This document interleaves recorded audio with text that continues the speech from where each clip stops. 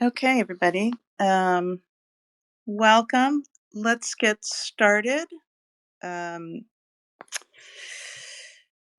here again for another DIAG conversation. I'm Ellie, co-director of DIAG, which is Democrats for an Informed Approach to Gender. DIAG is a 501c3 nonprofit organization of lifelong Democratic voters working to depoliticize and shed light on the ideologically driven medical scandal and the associated harms that have resulted from the adoption of gender ideology and sex denialism. We're building a movement to shift the prevailing narrative around the experimental, dangerous medical practices that comprise sex trait modification, euphemistically known as gender affirming care, and to clear the path for a safer, saner, evidence based response to gender distress. Please visit our website at diag.org. That's di-ag.org. Please also check out our merch store. And if you'd like to help us continue and expand the work we're doing, please hit that donate button. DIAG believes in the liberal value of free speech and open discussion, which is part of why we host these spaces, to invite conversation on topics that have been left out of the public discourse. The opinions expressed by our guests are not necessarily the opinions of our organization. Today, we're going to get ourselves up to speed on the first legal case involving gender medicine to reach the U.S. Supreme Court. On December 4th, the court will hear oral arguments in the United States versus Skrmetti. Jonathan Skrmetti is the Attorney General for the state of Tennessee. The United States, that is the Biden administration, is asking the Supreme Court to strike down Tennessee's ban on hormones and surgeries for minors. The legal arguments can be tricky for non-lawyers, but we luckily have three incredible legal minds with us, including a retired state Supreme Court justice, to help us sort out these issues. We're honored to have with us today retired Justice Elspeth Cypher from the Massachusetts Supreme Judicial Court. Justice Cypher served as a judge for 23 years, with 7 on the state Supreme Court. Also joining us is lawyer, author, and radical feminist Kara Dansky. Kara is the author of The Reckoning: How the Democrats and the Left Betrayed Women and Girls, and The Abolition of Sex: How the Transgender Agenda Harms Women and Girls. Kara was president and board member of Women's Declaration International USA from 2021 to 2024. We also have attorney and author of the Bad Facts Substack and DIAG team member, Unyielding Bicyclist, which is a pseudonym, in case you didn't guess. Welcome to you all. Before we get started, Justice Cypher, since you're new to Spaces and probably a decent contingent of this audience aren't familiar with you, I thought people might want to hear how you found yourself pushing back against gender ideology. Do you want to just spend a little time getting people a little bit of background for you? Sure, thank you. And thank you for hosting this space on what I think is one of the most important issues we're facing. As you said, my name is Elspeth Cypher, and I grew up in the 60s and 70s. So I saw many, many women in my family and neighborhood who could not live independent lives of their own. They were frustrated, depressed. If they were single or poor, they worked exceptionally hard for low wages. They were kept out of most professions, and women were expected to be happy in service to fathers, husbands, children, and churches. But while I was growing up, I watched the laws change and I watched women bloom. I watched women basically become free people. And I read all the books by the second wave feminists. And I emerged from college in 1980 expecting complete full personhood. A couple of books drew my attention. One was published in 1987 by Ryan Eisler.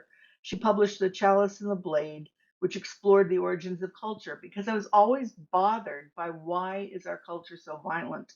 Why, if men are dominating us, why are they still so mean about it? And so that book had a profound effect on me because she maintained that it was possible to have peace, and that we had once had peace. I also read When God Was a Woman by Merlin Stone, and ultimately it led me to a woman named Maria Gimbutas, a Lithuanian archaeologist who had invented this field of archaeomythology.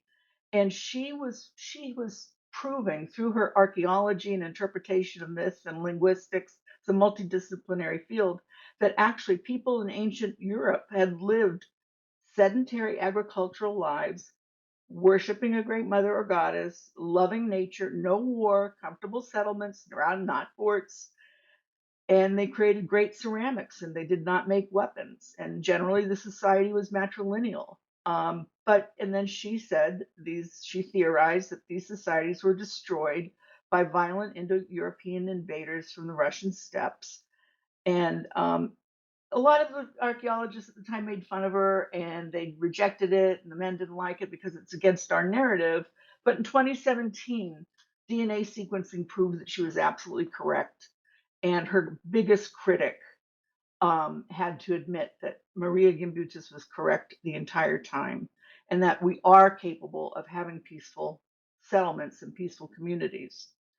Drawn to this issue while I was on the court. I started seeing a huge increase in transgender related issues in society, and I thought, well, I thought that was a small population, but yet it was everywhere.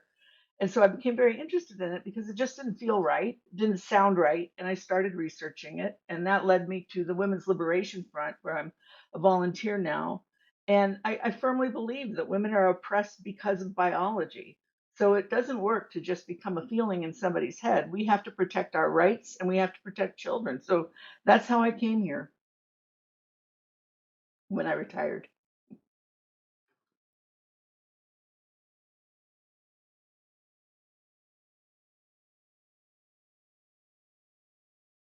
Oh, sorry. I forget my mute is on. Justice Cypher, do you want to talk a little bit about what happened with your class? Oh, sure. This was I thought I would be able to teach a course in feminist legal theory. And this was just a couple of years ago while I was still a judge, so I was very conscious and careful about what I could say in public and what I couldn't. So I wanted to teach feminist legal theory, and the law school said sure.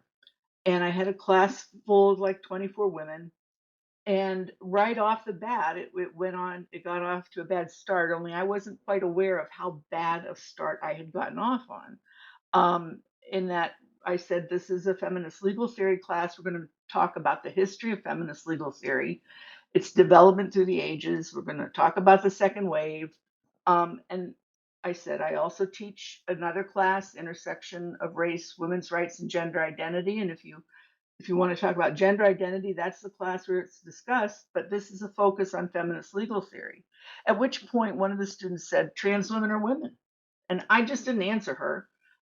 In retrospect, I know I needed to do something different, but I didn't answer her. And then eventually the students were doing presentations, and I had taught a section on silencing of women. And when I say silencing of women, I'm talking about burning them alive. I'm talking about branking, which is, encasing their heads in steel iron mechanisms with sharp, piercing claws, ripping out their tongues, nailing down their tongues, things like that. And so my students were doing a presentation, and I'm listening. We're all listening, and it's going well. And then she gets to a point where she says, "And today, an example of a silenced woman is Dylan Mulvaney." At which point, I laughed and said, "You, Dylan Mulvaney, you've got to be kidding me." Now that was a moment where I wasn't paying attention to what I was saying, apparently. We next talked about Title IX, and I taught them about Title IX and how to file complaints. And so they promptly filed one against me.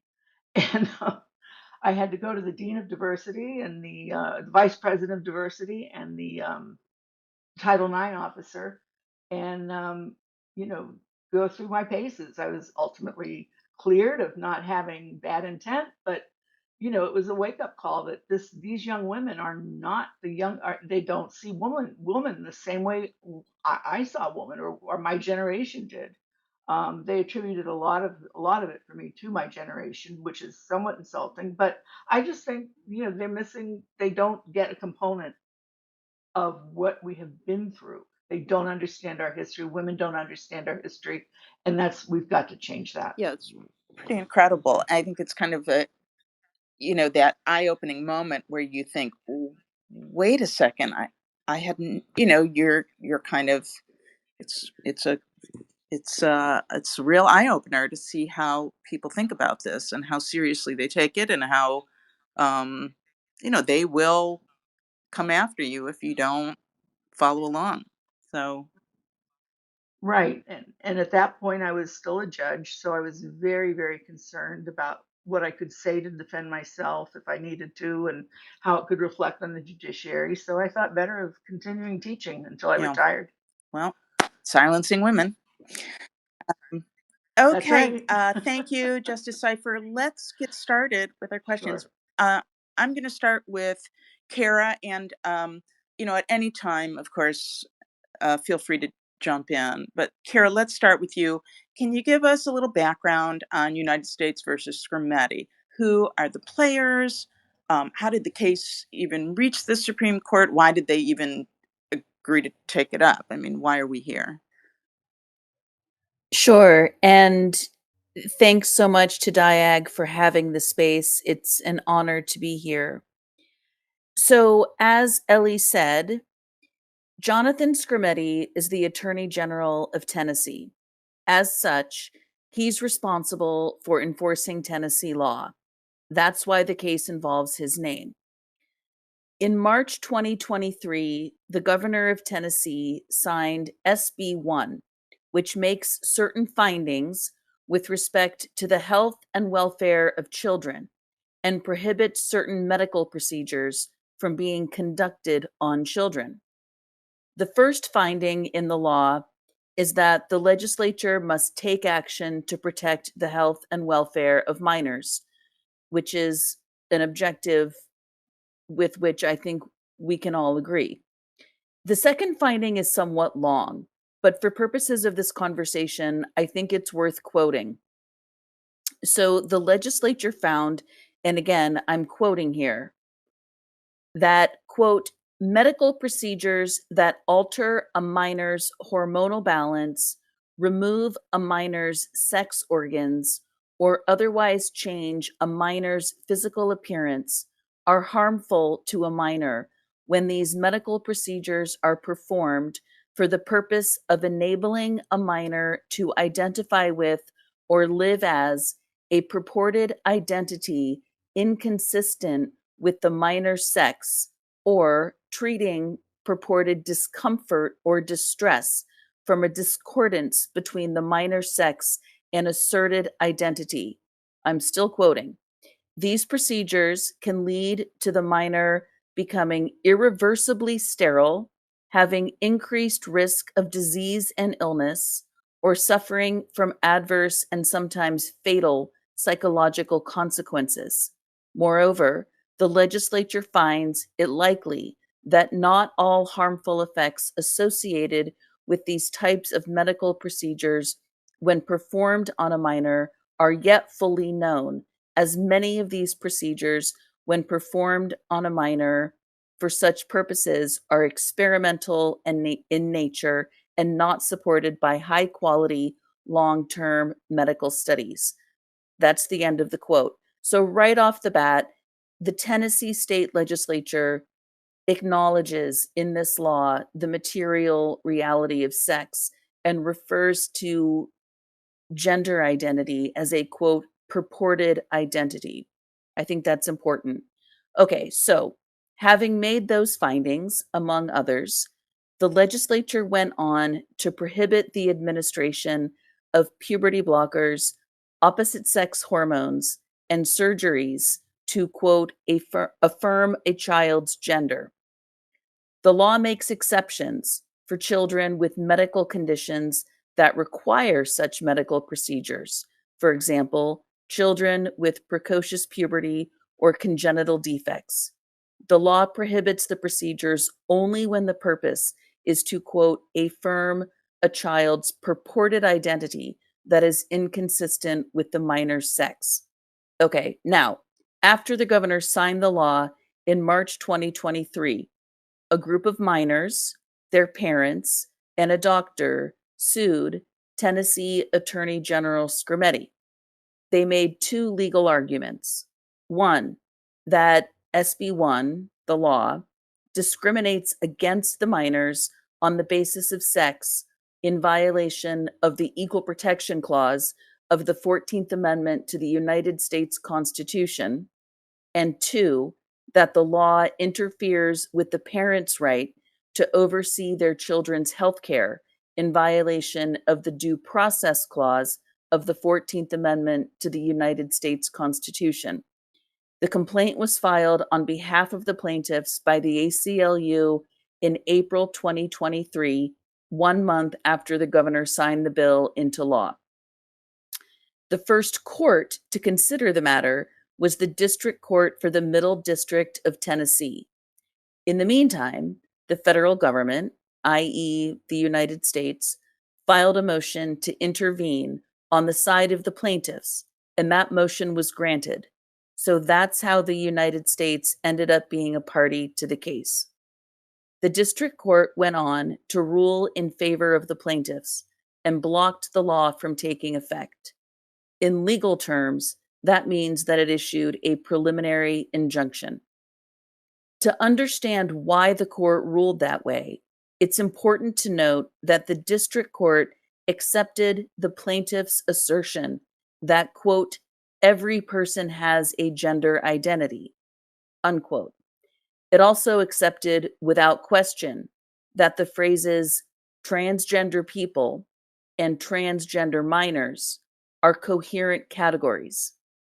It was on that basis that the district court agreed that the law discriminates against, quote, transgender minors in violation of the Equal Protection Clause.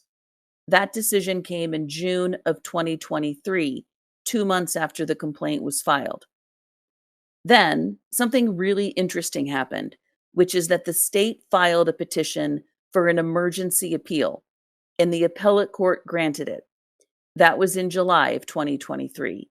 And the court to grant the emergency appeal was the Sixth Circuit, which hears cases that arise out of Kentucky, Ohio, Michigan, and Tennessee. The Sixth Circuit issued an expedited briefing schedule and promised a ruling by September 2023. The reason I keep mentioning dates is that this case has proceeded extremely quickly relative to other federal court cases. The Sixth Circuit in September of 2023 reversed the district court's decision. In its ruling, it said that Tennessee law was not unlawful sex discrimination, in part because the phrase transgender people is not a quasi-suspect classification for equal protection purposes. I understand that what I just said is legalese, and we'll need to break that down. But that's just an important part of understanding how the case got to the Supreme Court, why, and what the Supreme Court is currently looking at. The Sixth Circuit also ruled that the law does not violate parents' rights under the Due Process Clause of the 14th Amendment of the Constitution. It scrutinized the law under what is called rational basis review under both the Equal Protection and Due Process Clauses, and I hope we can break down what rational basis review means. And the Sixth Circuit found that the Tennessee law, SB 1, satisfies the relevant scrutiny for both the Equal Protection Clause and the Due Process Clause. Then, both the ACLU and the United States government filed what's called a petition for certiorari, which is a request that the Supreme Court hear a case. The Supreme Court granted the United States petition, but not the ACLU's. At this time, the only question before the Supreme Court is whether Tennessee's SB 1 satisfies the Equal Protection Clause. Okay, yeah. So there's a lot of stuff there that would be great to break down. The first, so because you just mentioned it. So the Supreme Court said, "Fine, we will hear the U.S.'s petition. We'll accept that." And that was, does it violate the equal protection clause, right? But what was the ACLU's petition? They were looking for what were they? Why did the Supreme Court turn them down? The ACLU wanted the Supreme Court to evaluate the Sixth Circuit's determinations under both equal protection and due process. Okay. The United States petition only asked for the Supreme Court to evaluate the Sixth Circuit's determination under equal protection. And there are complicated reasons as to why the United States only asked for review of the equal protection argument, but that's what it did. And so at the end of the day, the Supreme Court is only looking at the equal protection question. I see. And you use the phrase rational basis review. Can you define what that means? I'm definitely hoping that some of the other speakers can help with this. But no, the basic gist under equal protection, without getting into due process, although it applies to due process as well. But the gist is that there are probably infinite ways of discriminating between people. And when I say discriminating between, I mean that in a fine way. You know, we tend to think often of discrimination as per se bad, but discrimination is not per se bad. It's important to discriminate between things as long as we are not harmfully discriminating against people for bad reasons. So there's an infinite number of ways of discriminating between people. And so if there were a law, say, for example, a state, any state, I'll just pick Illinois randomly. Let's say that Illinois decided to pass a law to say that people with brown eyes are not allowed to have driver's license. So someone with brown eyes challenged that law and said, well, this discriminates me against me as a person with brown eyes. Eye color is not a it's not a protected class. And so any court reviewing such a challenge would look at that and say, well, okay, eye color is not a protected class. And so we're going to see if this law has a rational basis. That's the lowest level of scrutiny under equal protection. And any court reviewing that law would say, this law is ridiculous. It has no rational basis. There's no rational basis for discriminating against brown-eyed people versus green-eyed people or blue-eyed people with respect to driver's licenses. And a court would probably strike down that law. In other words, rational basis review is essentially a way of a court saying, does this law make sense? Does this law have a rational basis? And the Sixth Circuit decided that Tennessee's SB1 does, in fact, have a rational basis. Got it. So I'm going to just recap to make sure. So it started out, Tennessee passes this ban for minors. Then the district court, this family and the ACLU brought this suit, right? Both of them brought this suit saying that, violated their rights. The district court said, no, you cannot proceed with this ban. Then it went to the Sixth Circuit Court of Appeals, and they said, this seems reasonable that Tennessee would win this case, that this is a rational action, and said that they can enforce this ban. And then the U.S. and the ACLU brought it to the Supreme Court. The Supreme Court said, we'll take the U.S. their petition, right? That's where we're at.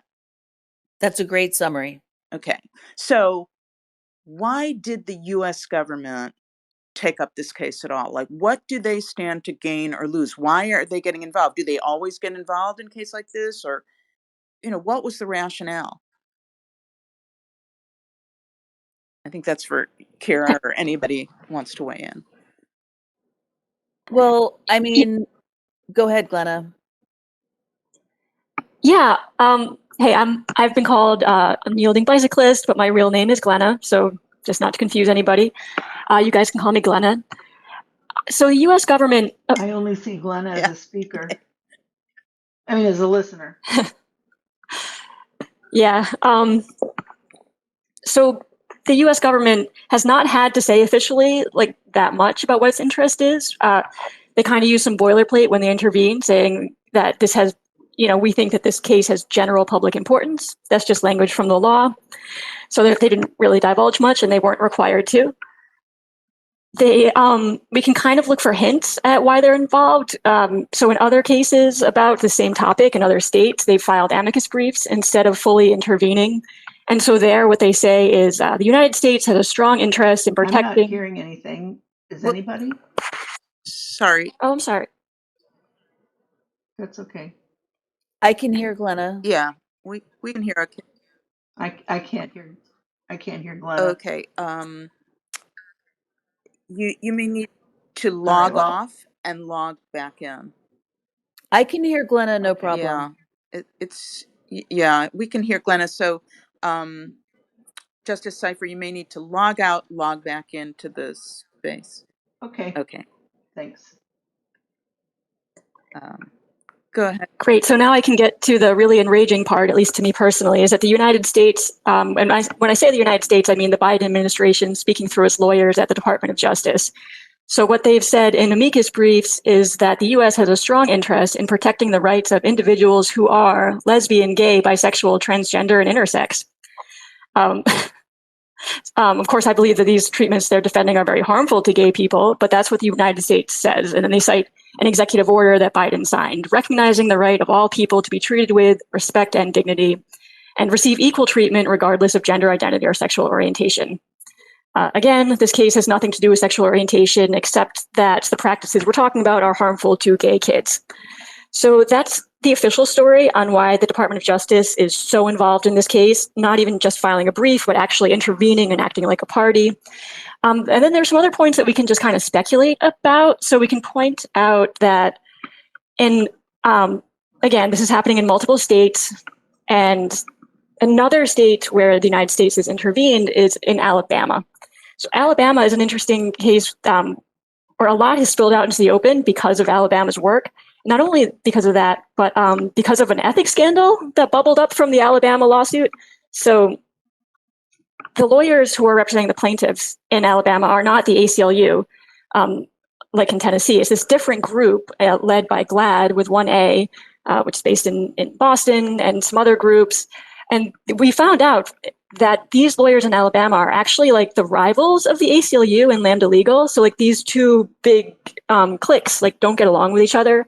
And so that is just interesting to observe that Tennessee and Alabama, the plaintiffs' lawyers might not be perfectly coordinating with each other. Just as a technical matter, they can't fully coordinate because they're different people with different clients.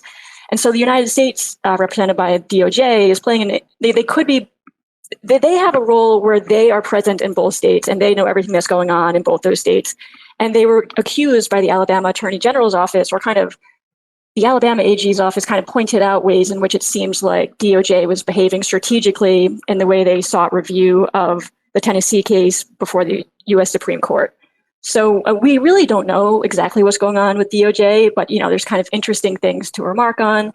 And then one final point is that we don't really know what is driving the DOJ's extreme interest in this case.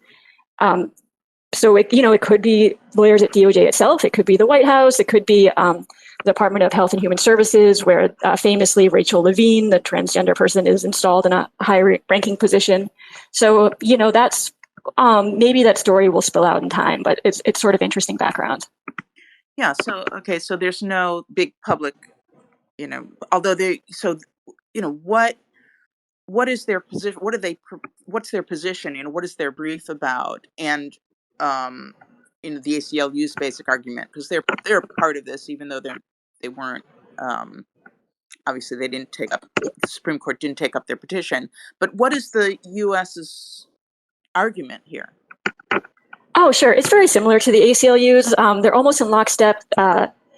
There's a minor point that's interesting, which is that they So the ACLU is arguing that even if transgender people are not entitled to be seen as a protected class, and even if this is not sex discrimination, then even under that lower level of review, that their side should still win. And DOJ is not arguing that. DOJ is kind of almost tacitly conceding that if they don't get this special level of review, then they're going to lose. So that's like a small, interesting point that kind of sets them apart from the ACLU. Okay. And I think, can I jump yeah, in, please. Ellie? Please. I just think a critical aspect of all of this is a statement in the United States DOJ's motion for intervention that, quote, every person has a gender identity, unquote, with no factual support, no legal support, nothing. It's simply a bare statement that, quote, every person has a gender identity. And I just think that's important because the United States government and Glenna is totally right. By that we really mean the Biden administration here. In order to push everything it's been pushing for the past 3 years, it has to be true for them that everybody has a gender identity. That is the crux of the Biden administration's interest in all of this. And I guess I'll just say for the record before muting myself again that for anyone who doesn't know, as the former president of Women's Declaration International USA and author of a couple books on the topic, I do not think for a second that every person has a gender identity. I think that's a lie. But for the Biden administration, it has to be true. And so I think that's the crux of the Biden administration's interest in this case. I mean, that sounds kind of like a non-case, right? That's like that argument that when everybody goes to sleep, there's an elephant floating around your garden, and so you have to, they're they're responsible for proving that, aren't they? I mean, if that's their contention. Well, the district court accepted it. Just blanket accepted it. Yeah. Yes. Okay. And the Sixth Circuit rejected it. Right. So is that going to come into play? Is that part of the government's argument for this case? Yes. So it's still, and is this something that is a given and accepted, or is it part of something that they have to show evidence for? So I don't know if the judge wants to weigh in, but at the Yeah. Supreme Court, there's no presentation of evidence. At the Supreme Court level, there's only evaluation of legal arguments. I don't know if that makes sense. Yeah, and this is one thing that has been particularly bothering me, is that the level of acceptance by courts of these concepts, because it's not just the U.S. Attorney's Office saying everyone has a gender identity. When you read opinions in this area, you'll read sometimes courts just adopting wholesale all the language related to gender identity ideology without putting it through a test, without making anybody prove that it exists. And normally, when we have big scientific conflicts or something new emerges in science, it's fought out in the courtroom under an adversarial process where you're expert, my expert, cross-examination, and judges make rulings, and that's how we've come to so many decisions that involve science. But this one doesn't involve science. As Kara said, I agree with her. It is not a gender identity. Is if it's been, you cannot get a good definition of it from the proponents of it. And as best as I can understand it, it's a feeling that you have that can come and go and can change. So I don't know. Okay, so it's hard to get your head wrapped around it because it sounds so ridiculous. But so the U.S.'s argument in this is that this is a violation of the Equal Protection Clause, the ban. So so what does that in and of itself mean? What is the violation? How does this violate the Equal Protection Clause? I think we lost Judge Cypher. Glenna, do you want to take that, or do you want me to take that? Oh, sure. I mean, this is an interesting point because it doesn't really like it's not a.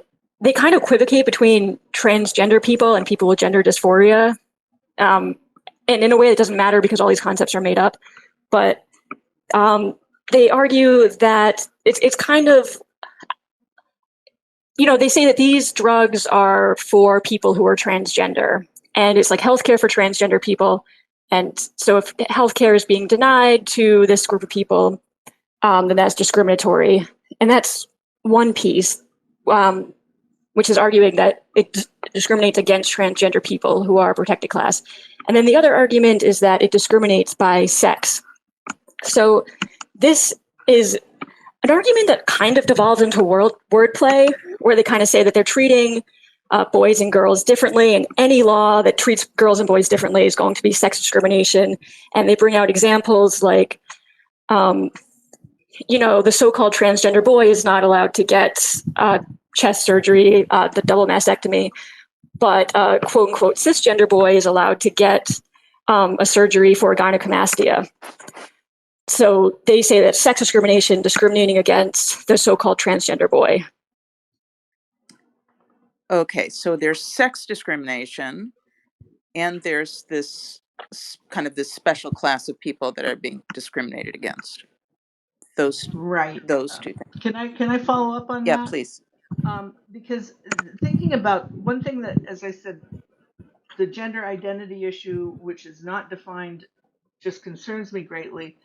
But with this kind of constitutional law coming from the Equal Protection Clause in the 14th Amendment, typically courts are looking at classes or categories or cohorts of people to say, people of a certain race, people of a certain alienage, things that are immutable about that person, meaning unchangeable.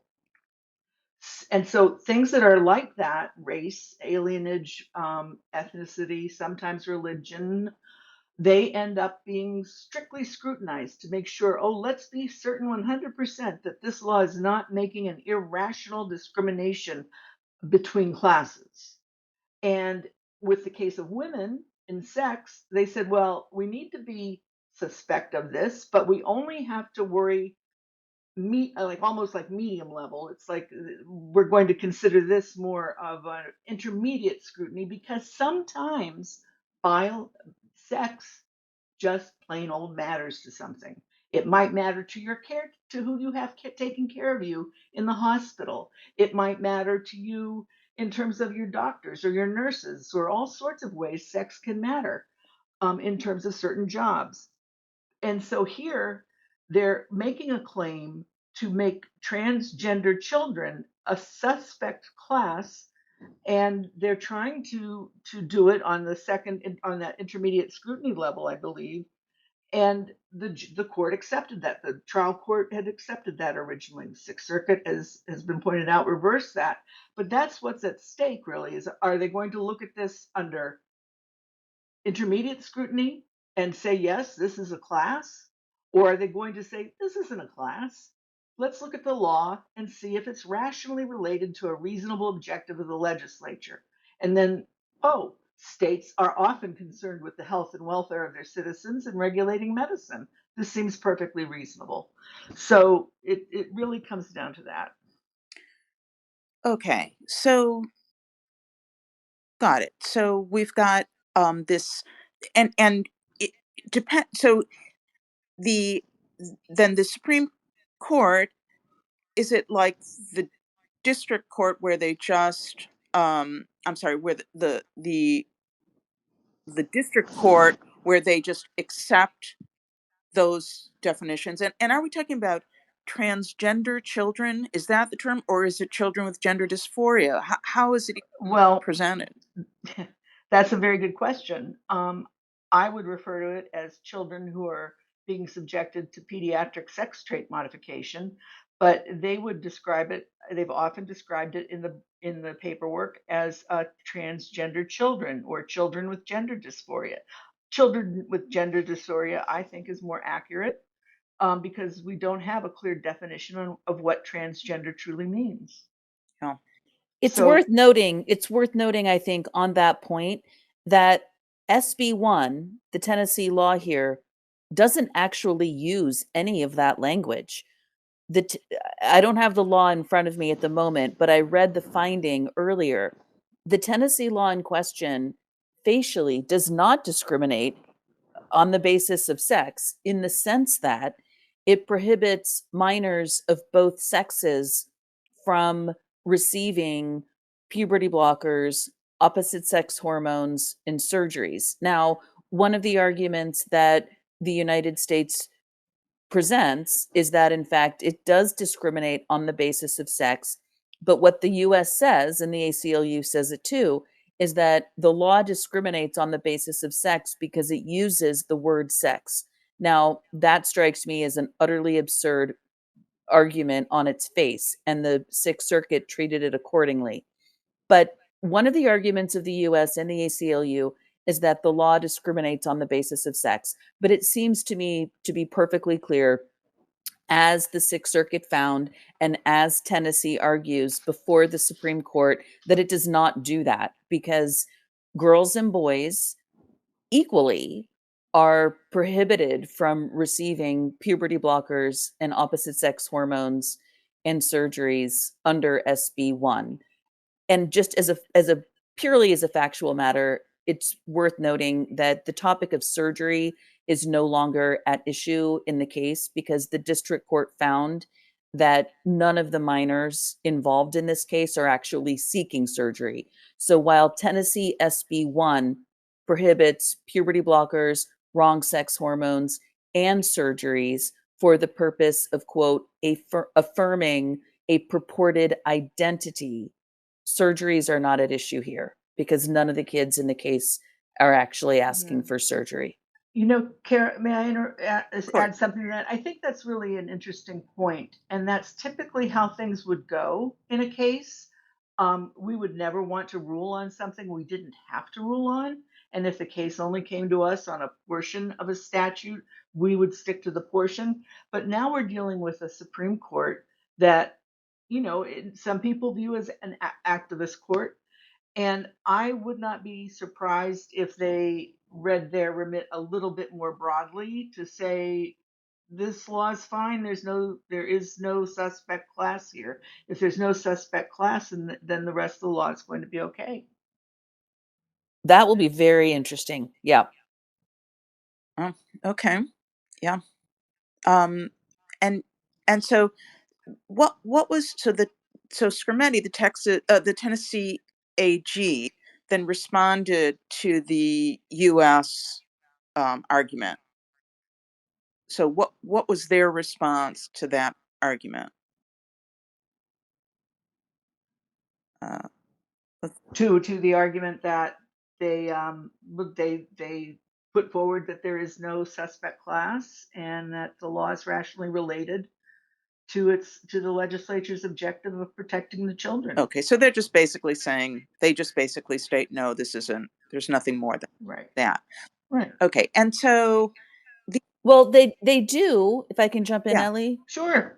They do note, Tennessee notes that the law does, in fact, make age and use-based distinctions, in the sense that SB1 is limited to minors.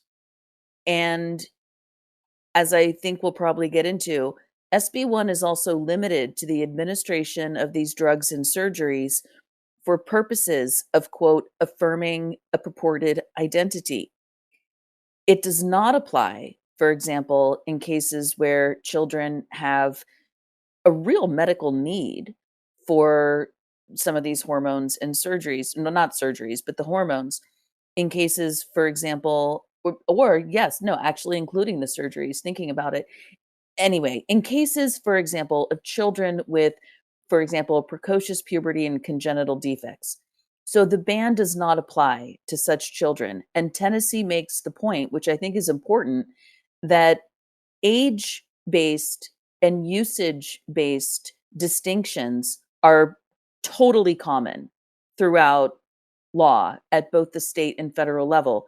SB 1 does that. So Tennessee's conceding that SB 1 does make age and use-based distinctions, but it also maintains that such distinctions are both common and often vitally necessary. Okay, so they can discriminate. So this is an age discrimination. That's okay. In this case, that's allowed. And transgender identity is not, that's not a protected class. That's the argument from Tennessee.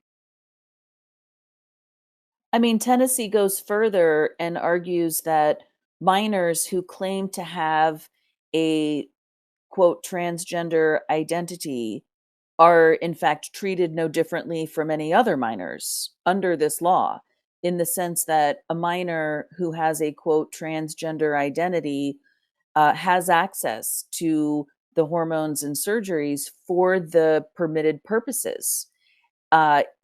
Just no child, regardless of identity, can have access to these hormones and surgeries for the purpose of, quote, affirming a purported identity that is opposite to the minor's sex. But the U.S. is saying that it's that it is a protected class, and that because trans identified kids or non-transgender kids can get these treatments, they can get blockers for precocious puberty, or maybe cross-sex hormones if they have one of these DSDs, that's discrimination against this special class of kid. Yes, that's what the U.S. is arguing. Okay. And if that sounds ridiculous, Yeah. let's frame it as, if you are, let's take it and just say that we're dealing with adults, and in the routine course of medical care, hospitals and doctors make decisions based on sex all the time.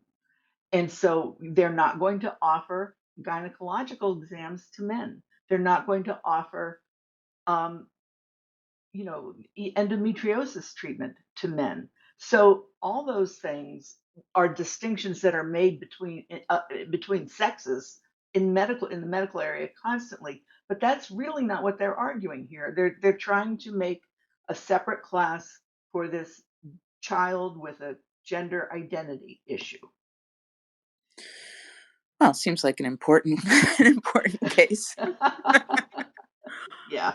Okay, and so does this sound like a persuasive argument? Do you want to? What's your Yeah. opinion? To me, it doesn't. If I can I'll just, Yeah.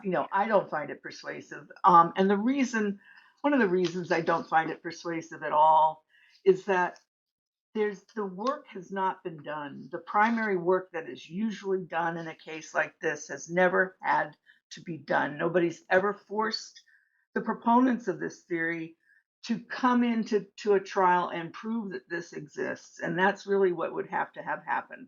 But I don't think it exists. So I don't think it's persuasive. I don't think it's actually a difficult call. The Equal Protection Clause, as we've heard, looks at suspect classes. We analyze it really hard through strict scrutiny, or medium hard through intermediate scrutiny, or hardly hard at all through rational basis. And to be a class, you have to have immutable characteristics and typically come from a position of powerlessness, and have animus and arbitrariness in the drawing of the lines. And here you don't have an immutable trait, because this is something that can change. You don't have arbitrariness and animus, because they've done it for the protection of children, and it seems very rational. And it's also, they're not politically powerless when you look at the sheer amount of legal power they've had and the sheer amount of change that has been put into society before anybody even realized what was happening. Right, but I mean, you could say the argument is they have all that legal representation and all that power because it's a reaction to how powerless they are. I mean, I could see that. I mean, True, I guess. Yeah. Yeah, I guess you can make that. Yeah, you can make that argument. And then I want to go back to this idea of the suspect class and what that is. So the legal basis for that is it's always immutable characteristics. Right. That's right. They're mutable characteristics. You're born of a certain race, you're born of a certain ethnicity, you're born in a certain country. Those are things that you cannot change about yourself. So they're things that you should not suffer discrimination, unfair discrimination as a result of those. And so when they say it is a suspect class, they say it's a group of people likely to be discriminated against. And so they should have a very strict scrutiny of the law to show that the law furthers some very compelling government interests and it's narrowly tailored. So that would be the strict scrutiny level. A quasi-suspect class is a legal term that refers to people who are treated differently based on characteristics like sex, because as I said, sex matters in certain circumstances. And there, the government just has to show the classification is substantially related to an important governmental interest, which is what the ACLU and the DOJ would be arguing Tennessee should be doing. But if you're looking at rational basis review, which is just, it's not anything that's making an unfair discrimination between two classes, like white and black. It's just a regular law, and it's got to be related to a legitimate government interest, just not arbitrary. And so I think that's where you end up. Okay, and um, what? So this kind of equal protection clause arguments for successful arguments that have been won specifically about the equal protection clause. Can we have some examples? Sure. Are there parallels to this? Plenty. Well, I don't think there's any parallel to this case, but there's equal protection clause. There are many cases that people will be very familiar with. For example, just recently, we had the affirmative action case, involving Harvard and I forget what other students, the Students for Fair Admissions against Harvard. That was an equal protection case. Obergefell versus Hodges is sometimes called an equal protection case, although I'm not sure if it maybe put a little more weight in due process. U.S. versus Virginia, which was authored by Ruth Bader Ginsburg in 1996, she said, you've got to demonstrate why women cannot go into the military academy, and she did that while preserving the difference between men and women.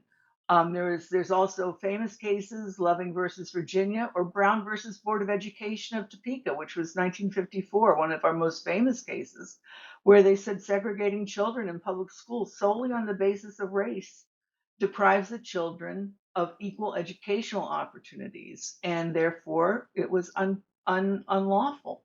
So that's what typically we're dealing with. And so Ellie, can I just offer just a real quick 101 as to how sex got protected under the Equal Protection Clause at all? Please. Okay, so real quick, in the 1960s, there was an Idaho law on the books that concerned the administration of probate estates. On its face, the law had nothing to do with sex or gender. It just had to do with who got to be appointed an administrator of an estate when someone died. And the law said that as between two otherwise equally situated people, the probate courts had to prefer males over females. It was just the most vivid example of a law that said that men are to be preferred over women that you could possibly ask for. And a man named Richard Reed died without a will, and his parents were a couple named Sally and Cecil Reed, who had divorced, and they both wanted to administer the estate. And according to the law, the probate court gave the administration of the estate to his father, Cecil, because the law said you have to prefer males over females among other similarly situated people. And Sally challenged this, and it went through the courts. And then lawyer Ruth Bader Ginsburg got wind of the case and ended up taking it on. And this was around the time that she was founding the ACLU's Women's Rights Project. And it ended up going before the Supreme Court. And in 1971, it was the first time that the United States Supreme Court held that women count as persons under the language of the Equal Protection Clause. And it said this Idaho statute cannot stand because you cannot have blatant discrimination against women. You cannot have a law that blatantly prefers male people over female people for no apparent reason. And as Judge Cypher has said, the law has evolved over the decades to the point where today the Supreme Court evaluates claims of sex discrimination under intermediate scrutiny, where it says, okay, sometimes sex distinctions make sense, but sometimes they don't.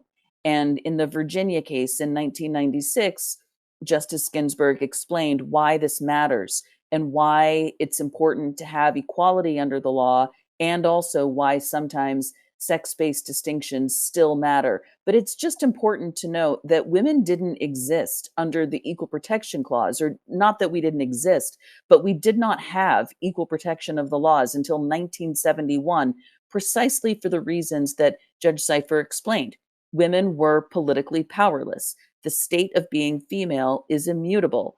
Women did not have the power to advocate in the political realm. And it was for all of those reasons that the Supreme Court held in 1971 that sex matters under the Equal Protection Clause. And that's part of why this whole idea that sex is irrelevant and all that matters is someone's purported identity is really deeply, deeply offensive to women and girls who care about these things. But also, it's important to note that if the Supreme Court sides with the United States in this case, it will undo decades worth of jurisprudence protecting women and girls as a sex class under the Equal Protection Clause.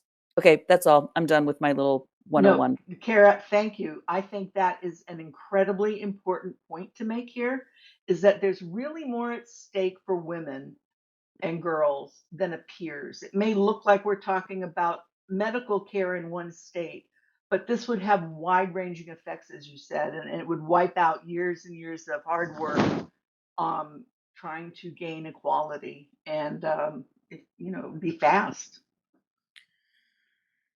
Yeah, a little more than a little concerning here. I want to bring in Glenna to talk about, because we do have some precedent of trans-identified individuals being a protected class with the Bostock decision, even though it was a narrow, right? It was a kind of a narrow discrimination case. So there is precedent. Does that affect how this case? Yeah, so Bostock is an interesting sort of precedent for this case, but not for the proposition that transgender people, so-called, are a suspect class. There are other cases that have decided that in the circuit level, so like below the Supreme Court, the Fourth Circuit and the Ninth Circuit, and that is interesting. But in terms of Supreme Court precedent, there's this case Bostock, which was not decided under the Constitution. It's under civil rights laws for employment law. It's a 2020 decision, and it ruled as to, three different lawsuits. Two of them involved gay people and one a transgender person. And that decision found that it was sex discrimination to discriminate against gay or transgender people. So that's where it's coming in here. And now that is a different law. It's, like I said, civil rights law, a statute, not the Constitution.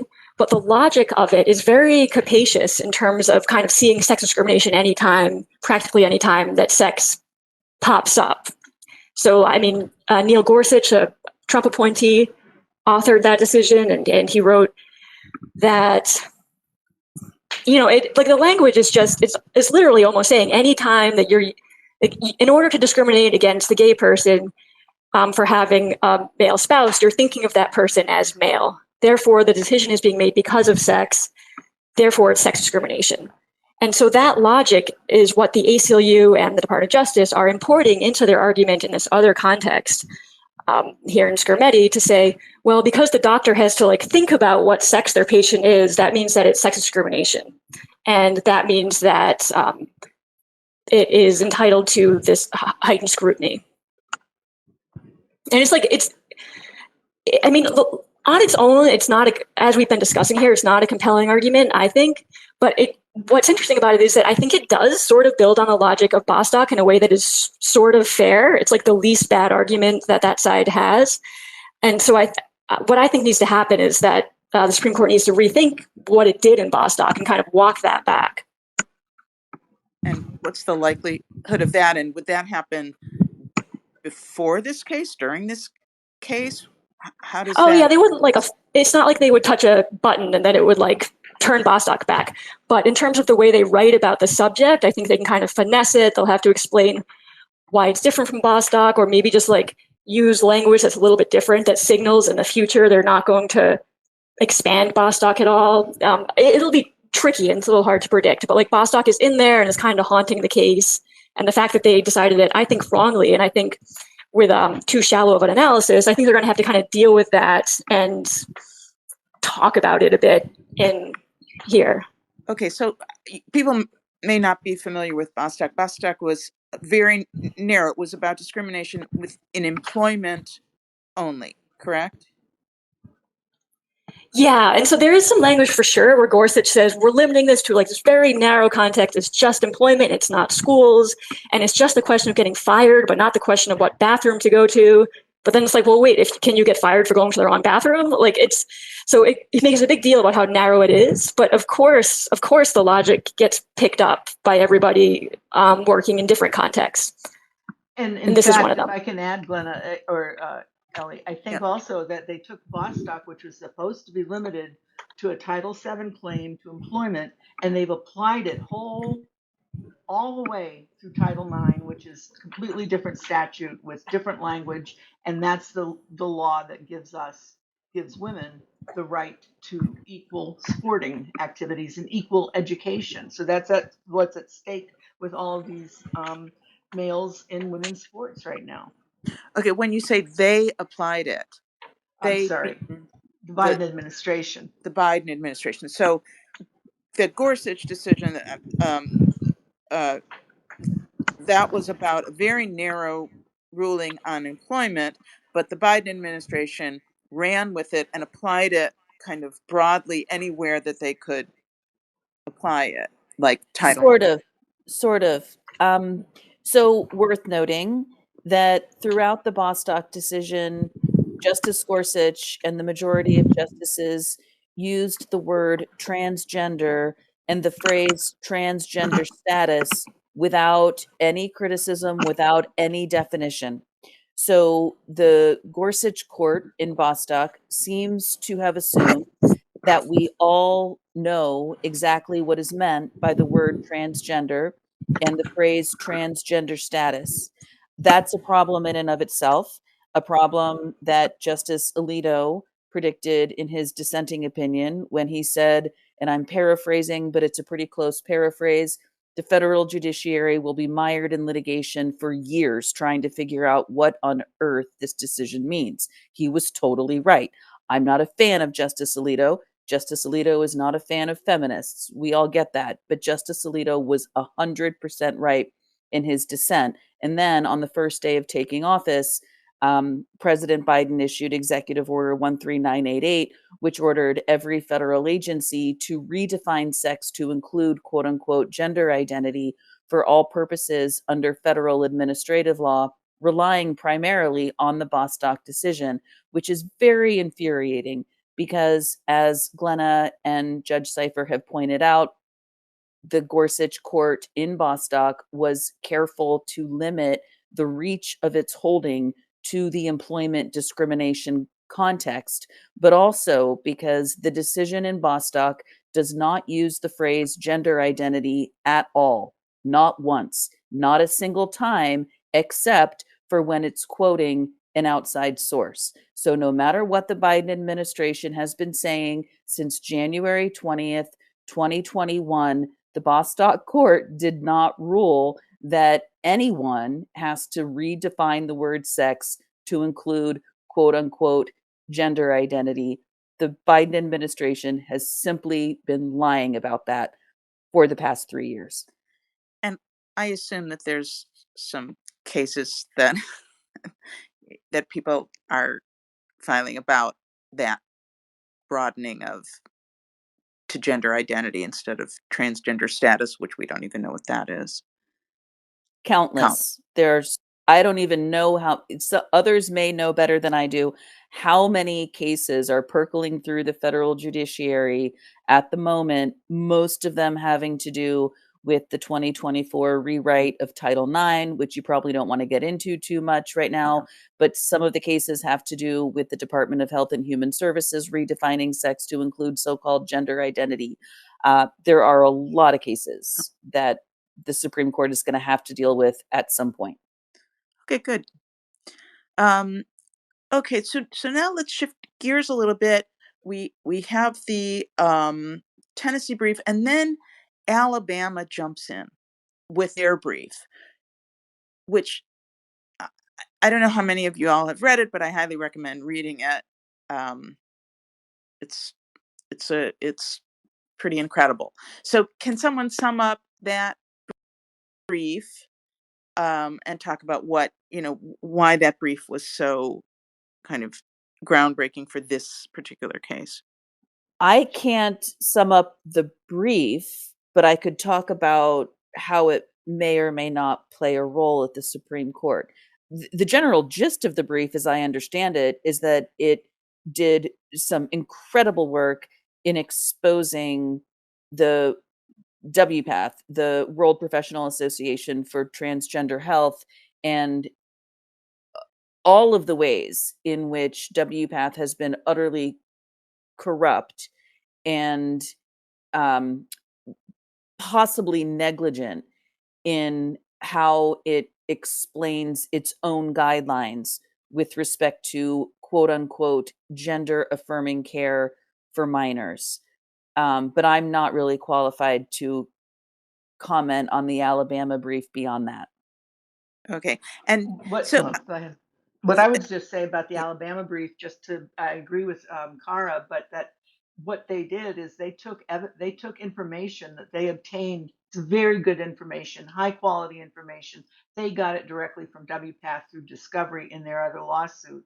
So anything that undermines WPATH in the Alabama brief, and WPATH has been the standard that we follow evidence-based medicine. This is the standard of care that we follow.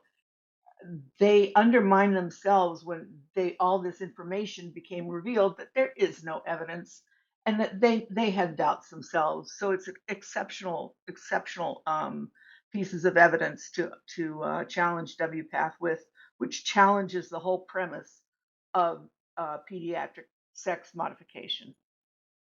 So, and even though this is an Equal Protections Clause case, you can still insert that information because that is kind of the basis of the U.S.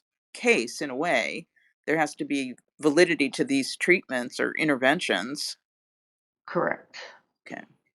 Well, I do think it's important to note that the Supreme Court is not under any obligation to read a single amicus brief. It can ignore all of them if it wants to, including Alabama's brief and including the brief that I submitted on behalf of WDI USA. Now, I hope it doesn't ignore them. I hope it reads all of them. I really hope it reads the Alabama brief. But it's also just kind of interesting because my understanding is that the evidence put forth by the state of Alabama in its brief about WPATH, it may not be legally relevant to the central question before the court about whether Tennessee's SB1 complies with the Equal Protection Clause. But, and also it's important that at the end of the day, whether the administration of puberty blockers and opposite sex hormones on minors is good or bad is a factual question. It's not a legal question. So the US thinks it's a good thing. Tennessee thinks it's a bad thing. I and the rest of the panelists are with Tennessee on that question. but the Supreme Court doesn't decide factual questions. So, and I'm interested in hearing the opinions of others, but I'm not sure that the unbelievably important, damning evidence in the Alabama brief is relevant to the central legal question before the Supreme Court at the moment. But even having said that, it's great that Alabama filed its brief because it will give the Supreme Court justices some insight into just how insidious the gender identity industry is, and hopefully give the justices reason to question the intentions and credibility of the US and what is actually going on here. Right. I think you're right. I think also that it does have some relevance, maybe not strict legal relevance, but if we're going to look at this law under intermediate scrutiny or under rational basis, then it has to be reasonable. If it's rational basis, it has to be reasonably related to a legitimate government interest. And at that point, if you know or have information that the standards of care that they've been claiming they have are not based on evidence, I think that informs the court. With regard to whether they will read the amicus brief, Kara's absolutely right. They don't have to read anything they don't want to. But when I was on a state court, every single amicus brief was read at least by a law clerk, and the law clerk would summarize it, let the justices know if there's a particularly good one, or we would look through who'd filed what. We had a lot of them, and see, are there any particularly good litigants? And I think there are some very strong briefs in this, including Kara's, including Mr. Seth Pierce, who I see on the audience, Lear, I'm sorry, and Wolf's. I think there are a lot of good briefs in this. SEGM, the Society for Evidence-Based Medicine on Gender, they have a great brief also. So there's some very good ones, and I hope that they are noted and read. And so that was going to be my next question is, what's the likelihood? I mean, I can't even remember how many briefs were signed. You think that at least a clerk will read them, and then a clerk will summarize, and then it's up to the justices? Is that how that works? They read the summaries, and it's just up to them whether or not they read the entire brief? Well, that would be how we would have done. I would have done it on. Each judge will be different in their chambers. They'll have a different process. They won't all necessarily go the same way, but I just do think, from my experience, that amicus briefs are read one way or another. And there may be a point when, after the argument, when they're working on the opinion and somebody needs to make a point and they're saying, I read that somewhere, or they ask their law clerk, and the law clerk can turn to some of these very excellent amicus briefs and find some evidence or find some cases or a legal argument. So I do think they're relevant. So they won't necessarily read them before the hearing, but they might read them as they're coming. As they're working, right? As they're working. Okay. Yeah, and another important point about the amicus briefs, and especially Alabama's, is that, remember, the justices will probably be a little bit nervous because both the ACLU and DOJ insinuates that kids are going to kill themselves if they can't access this treatment. They both trot out the suicide myth, and they're careful in their language, but they're also very aggressive in insinuating that that's going to happen. And of course, I say they're careful about their language because the studies do not support that position. But it's very scary language, and so you need the amicus briefs with those facts to just put the justices' minds at ease. And there are several that do a great job of that, including SEGM's. But what's great about Alabama's in particular is that it is just such a bucket of cold water on like everything that side is saying. And I think like it gives you permission to like almost laugh in this very tense situation when you read how blunt and scathing Alabama is. So I think it could actually like change the state of mind, like the psychology of a justice who is weighing in on this very serious, kind of scary topic. I mean, that's obviously all correct, and they shouldn't be taking that threat seriously. It is a threat, an empty threat, but you could see, because of how coercive this ideology is, you could see young people being convinced that a Supreme Court ruling to support the ban, could push kids to self-harm because they've been told over and over and over that this is a reasonable response to bans and not getting what they want. So even though the data shows that this isn't kind of, you don't have this mass suicide when kids don't get their interventions, I don't think it necessarily means that you won't see kids react to this with some very bad choices because of the influences out there. So I don't know if they can relax too much about it. I'd certainly worry about it.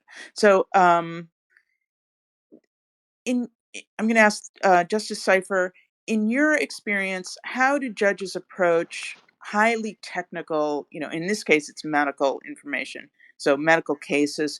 Do they read studies, or do they have an expert in to advise them? How do they discern high quality research from low quality research? I mean, Well, yeah, that's a very good question. If a case that we got was highly technical or medical, um, lawyers and judges think we can do everything. So we'll read the studies. We'll read the studies. We cannot bring experts in to help us, so neither can the Supreme Court. So it would be really a big burden that would be placed most likely on the law clerks, who would research and find out what are the standards for studies in this area and how do we do it. And this is why these things should be fought out in a trial court, where you can cross-examine an expert who's saying that this is a good study. That's why that should be where it is in an adversarial process. But I wouldn't be surprised if people read the studies, if justices read the studies, if the decision was going to hinge on them. But I don't think the studies are strictly necessary in this case to decide the case. I think it can be decided as a matter of law. And but definitely it's a burden when it's hard when they're highly technical or highly medicalized studies. They're very difficult, but boy, we put the work in, and I'm sure they would too. Okay. So we won't hear oral arguments until December, but based on the briefs, what are your predictions here? Why don't we go around and make your predictions about what we're going to see? Let's start with Justice Cypher. Do you mean with regard to the decision or Yes. the question? Okay, I would predict, if I had to predict, which I'm loath to do because everything has been so upside down in our worlds these days, is I would think that we're going to get a majority decision in favor of the law for Tennessee, that they'll say this is not a suspect class. It's just, children are not a suspect class. We're not discriminating on the basis of anything immutable.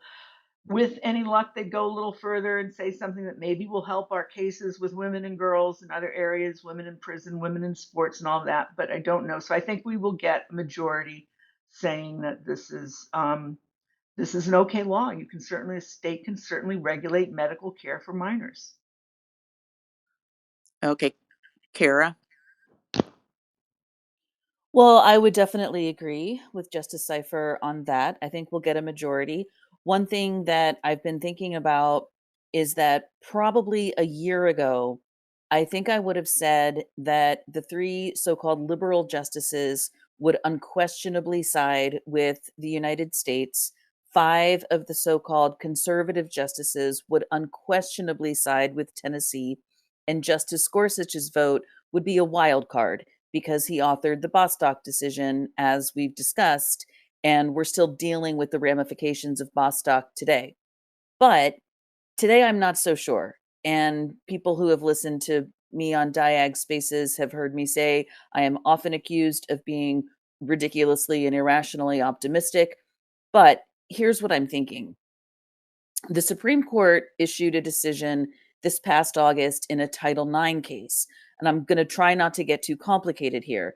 But as many people know, several district courts across the country have blocked the government's new Title IX rules from taking effect. Most of those rulings block the new Title IX rules in their entirety. I promise I'll get back to why this is relevant. Even though some of the new Title IX rules provisions don't relate specifically to gender identity. The reason all of these rulings block the new Title IX rules in their entirety is that the rules redefine sex to include gender identity for all Title IX purposes, which means that the redefinition of sex to include gender identity infects the entire set of new rules. Now, what's interesting to me about that for tonight's conversation and why it's relevant is that the Supreme Court's August decision was unanimous in saying that the Biden administration's redefinition of sex to include gender identity should not be in effect in the states that have blocked it. That's really significant to me. Now, there's a split in the Supreme Court in that the three so-called liberal judges would allow some provisions of the new Title IX rules to remain in effect. So that split exists. But there's no split with regard to the Supreme Court's August decision on the Title IX cases.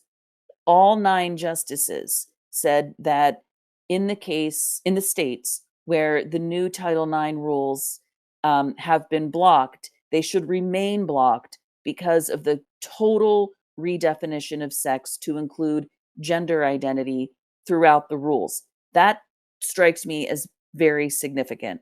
And it makes me wonder where the so-called liberal justices stand today. I hope that made sense. And if not, I'm happy to clarify.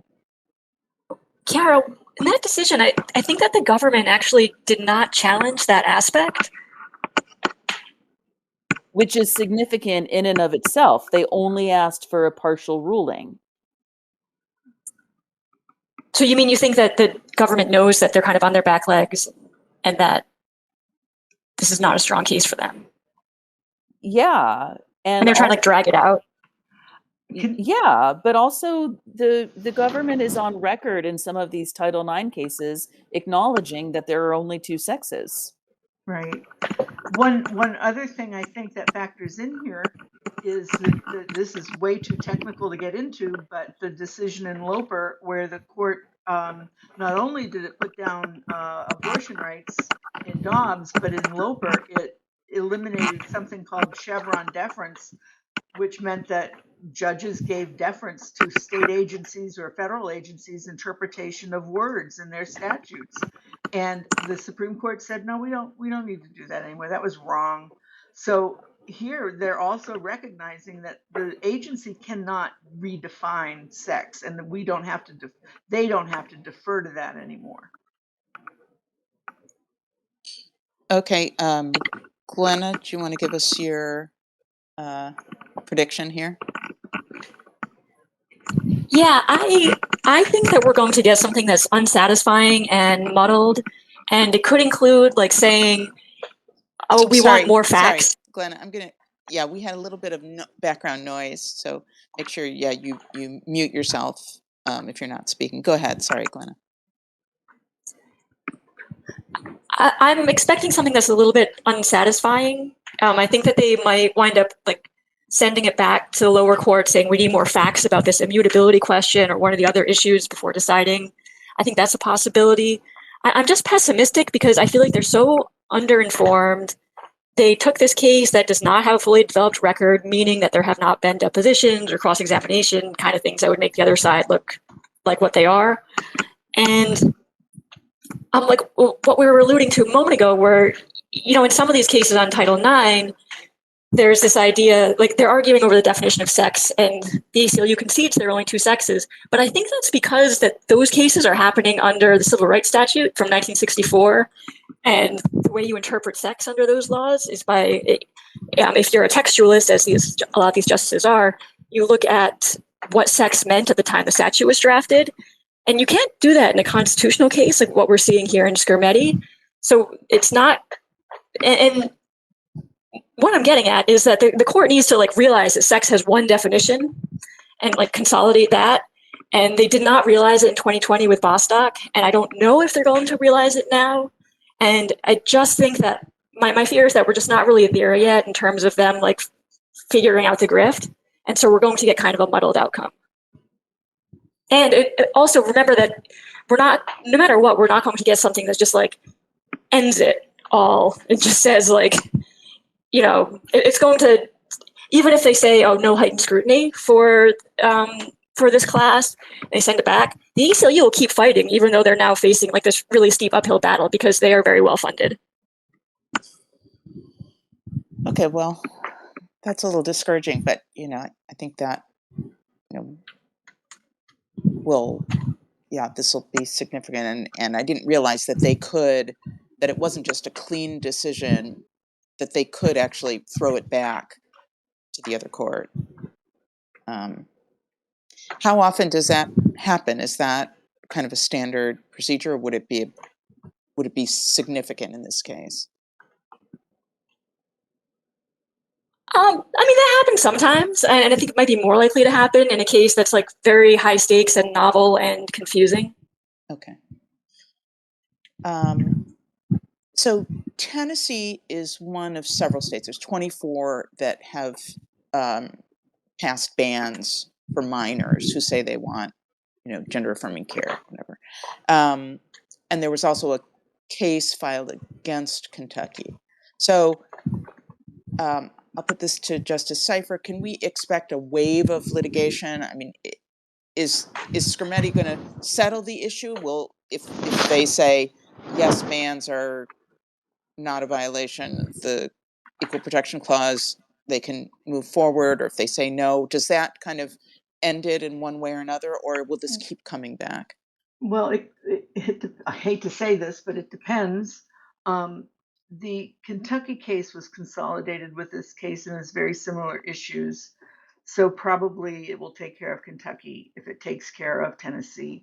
And I think that while what Glenna says is certainly true, and I've been in rooms where we've said, well, can we send it back? Should we send it back? It would be very difficult to send this back publicly. It would look really bad if they did that. I think they would look bad for taking the case, for not sending it back immediately and telling them what to do.